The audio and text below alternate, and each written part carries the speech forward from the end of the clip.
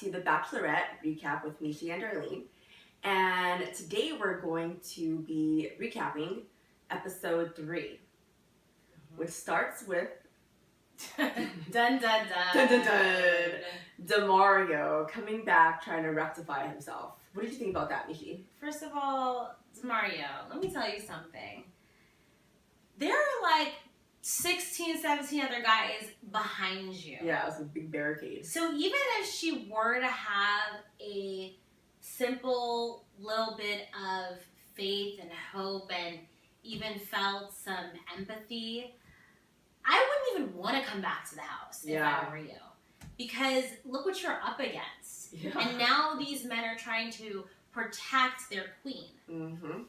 And I think he lost. And obviously Rachel saw right through him. And what was the worst thing of all is his quote. I think he's the one that's going to have to suffer a little pain to find joy, not Rachel. The fact that he has to quote something that even states that you have to suffer in order to feel some form of love or joy is pretty pathetic. Mm-hmm. And I would never, ever use that on an attorney. Yeah, exactly. She saw right through him. And the fact that he kind of like chuckled, was like, oh, I guess I didn't win that one. You know, when he walked away, shows you how disingenuous he was. And his ending statement was, dang. Yeah. And that's it. Dang. That's what we remember. Yes. So, moving on. Moving on. So, the two people that did not get the rose at the end of the rose ceremony were the two people that I'm so glad did not get roses. So, Whaaabooom. Lucas. We already knew that was going to happen, though. Like, producers had him on for one extra episode, and then he was gone. Spare. And then the aspiring drummer. The inspiring drummer, I thought, was pretty much, I don't know if he's still inspiring. But, either way, you two point so much at Lucas when all you did was focus your attention on him, or that's what it seemed like, is not good for yourself either. Yeah, he wasted all of his energy on trying to get Lucas out, and then he got out too. So, farewell, guys. And then the whole episode, not the episode, but the little portion where they were fighting in the parking lot, that was ridiculous. That was like a waste of episode right there. That was like time I wanted to see with someone else, like Peter, Alex, somebody else, just not them two. I mean, I feel that even if that was planned and first of all, I don't know where their bro code lies or where it doesn't. You have your hand around him, and for someone else to have such anger towards someone and allow that, it just seems so edited and not real. Exactly. So you've now stooped to that other level. Yeah. So moving on. So now we're on to the group date. Yes. Where they are, well, there's a couple things. The first one, they just focused on taking her out, or trying to take her out, needless to say, and being able to showcase a their different bodies. Side that I know I wanted to see, and I'm sure all you other ladies wanted to see as well. So thank you, Ellen, for that. Yeah, exactly. And that was fun. I thought that date was better than the other date. Oh my gosh, that's probably going down. to be hands down the best group date. I mean, I didn't even think all these men were coming to the plate just to wear some. That's right, wear nothing, but. I mean, they all looked good. They all looked amazing. All looked good. Imagine if one of them had a dad body. Oh my gosh. Nobody looked flabby. No, nobody looked like they didn't go to the gym in a while or didn't know where it was at. Yeah, exactly. But you guys all looked really, really good. Yeah. And kudos to you. So then they had the end of the date. Well, Ellen, I do want to say thank you so much also for playing Have I Never. Yeah, that was really good. That was funny. That was cute. That was such a cute date. And it is a good way, to Rachel's point, to find out really a quick way of trying to get dirty on someone. Yeah, peel the layers in a short amount of time. Right, absolutely. So I thought Alex stood out with his dancing. Like, I don't know if you learned that in his native country. Alex, you know how to twerk better than I can. Yeah. Let me just tell you.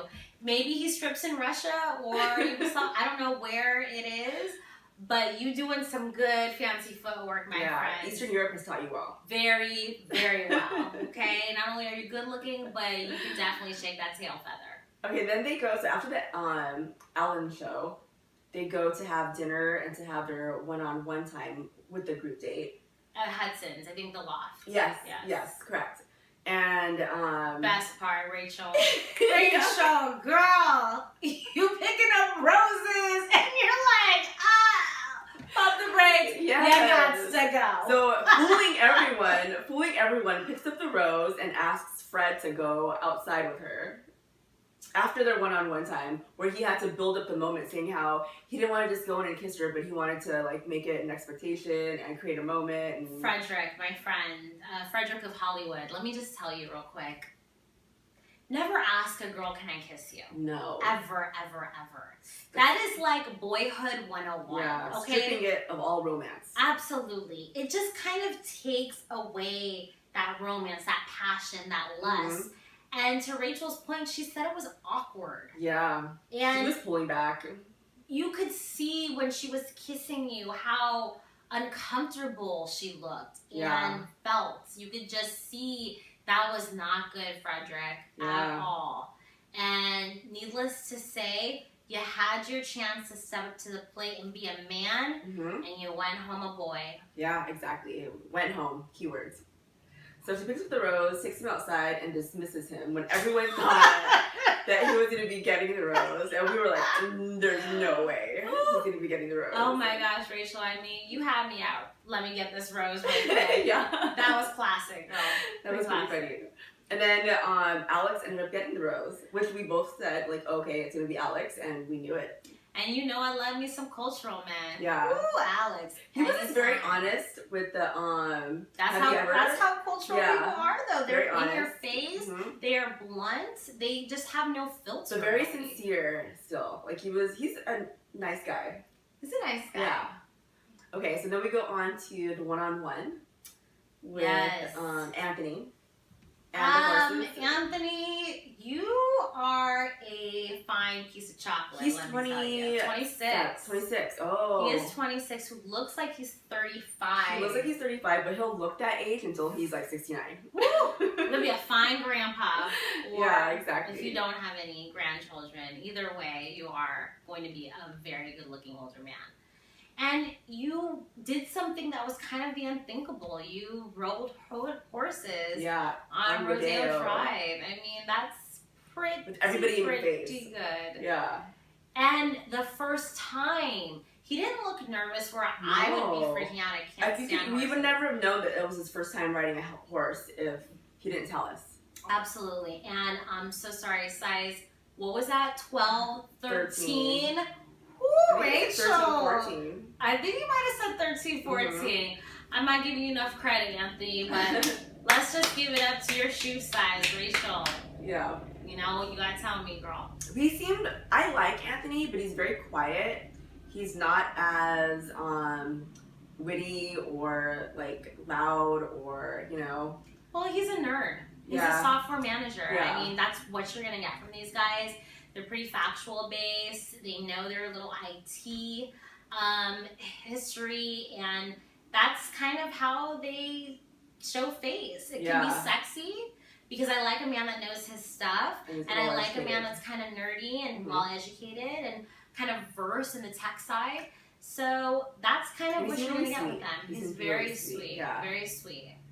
So then they went on. I liked how they went to dinner and had a romantic dance. Yeah. With a live band. Where he leaned in for the Where he leaned in for the kiss. Mm-hmm. Good job, Anthony.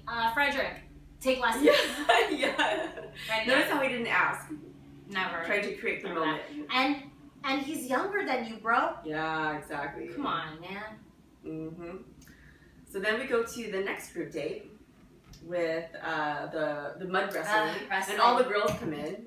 And I think Corinne must have seen herself on The Bachelor and kind of said, oh, I looked a little crazy on that show because she was so mild and tame. She barely spoke, and she was the loudest, most annoying, obnoxious one on The Bachelor. She played it cool. She played it really Like a cool. cucumber. She learned a lesson, thank God. So anyways, they go wrestling, and lo and behold, who did not win? Kenny. Yeah. Disappointed. I was disappointed too. I hope that was kind of like your theatrical, like, I'm going to let someone else take the spotlight. Yeah. Which is cool, but you're a pro wrestler. Or his body is registered as a lethal weapon, so if he hurts someone, then he get in really bad trouble. That's what I'm assuming. I'm assuming exactly what you're thinking. Yeah, Kenny, I'm going to go with that answer, please. And so that day, it was fun. It wasn't that. It was the first group date was way better. Even the chemistry with the guys, like everything was way better than the first group date. This one was like, okay, well, it happened. Yeah, but you know what? That's the thing about group dates, and I wish they would focus on putting it at a different scale. Mm-hmm. Because when you look at it, it's kind of like you had one group date that was focused on mud wrestling. Yeah. And then you had another group date that was like, I'm on the Ellen show. Let me show you my 8-pack. Wham! Yeah. There's no balance there. There is absolutely no balance. Mm-hmm. And you really got to get to know some of these guys because, I mean, I don't really care if a man can dance or not. And I think in this moment, some men tried, and that's kind of what I would want to see is them out of their character. Yeah. But mud wrestling, now you're in a macho state. It's completely different. Yeah. And these group dates are different. I'm not sure as to what the outcome should be, but they're going in with a different mentality and coming out with, I don't know what the result's supposed to be per each group date, but that's something to think about. So what did you think about the fact that everyone kind of said a bad thing about Eric? Yeah. You know what? I'm not a fan of Eric, so I'm not surprised. I'm not a fan of Eric at all. And I mean, you know what? A lot of He's a hairpin trigger. I mean, he's not only is he very immature. Mm-hmm. I would expect you to not feel or act like the insecurity bothers you. Mm-hmm. And I can kind of see where the men come from. For a man, they have this machismo. They have this type of persona for a different reason because a male likes to hold his territory. Mm-hmm. And seeing this beautiful woman come across in all different areas and just see potentially you being with her can drive a man insane. Yeah. So the one side, I do appreciate Eric for showing his true feathers, but on the other side, it just shows me there's some growing room. There's some crazy in him. He probably threw a lot of temper tantrums when he was 5 years old. I mean, I think it all comes down to where you've been brought up and how you've been raised. And I think that you can grow or gain some maturity by who you associate yourself with. Yeah. But Eric is not my cup of tea. No, not at all. Too loud. Like, aggressively loud. Well, I mean, also, if you're a personal trainer, a lot of them are around other macho men. Yeah. So I would hope to think his personality could change as he gets older. But for the most part, you're in LA. You're a personal trainer. Is he from it's LA? kind of enough said. Okay. Done deal. Well, he got the rose. But she probably wanted to retract it if she could. Yeah, I think so too, after she found out what the other guys had to say. There should be a moment called, okay, who do I de-rose? Yeah, now? exactly. Yep. Where did I make my mistake tonight? Like, bye, Fred. Let me Bye, get Eric. this rose back. Yeah. That's a ceremony that I'd love to see. Okay, so obviously the show ends, or the episode ends, with them not going, or finding out who's going to get all the roses and who's going to be kicked off. Who do you think is going to be going home? I think Eric might have an opportunity to go home. But he has the rose. Yeah, but I think that there could be just a woman. She's going to lash out, and then she's going to be like, oh, what's going on in there? Yeah, Yeah. that's a possibility. Okay. And even, I mean, look at Frederick. He was asked to leave. Like, yeah. I don't think I've Rose seen in that. hand. Like, Yeah. she's like, psych, you don't get the rose. So that was kind of weird, but Let's say Eric stays. I would say Bryce leaves. I don't think Bryce really, that's like the Wolverine looking guy. yeah, but I don't Didn't know. impress her too much, I think. But a lot of these guys don't impress impress her at first. And Bryce has just had a couple encounters. Yeah, that's true. So I wouldn't necessarily say that. I actually don't know anybody who's going to leave that's on the top of my head. It'd be a surprise. But I will say that if they could have her retract the rose, Eric would be gone. Yeah, I think so too. And I can't wait to see what happens. And we have to understand exactly what's going to take place because Eric's now riled up in a room. Yeah. And all these men are getting. And he calls everybody in. Hey, you come in. Yeah, he's like, over here. You guys. Yeah. No, hey, I'm gonna you, talk. Iggy, let's go. Come on, I have something to say. Like, it's 10 o'clock. Yes, and you back there as well, Lee. I have something to say to you too. Who are you? Nobody who does that. I'd be like, Eric, boy, bye. I am going to bed. Yeah. It is enough filming for tonight.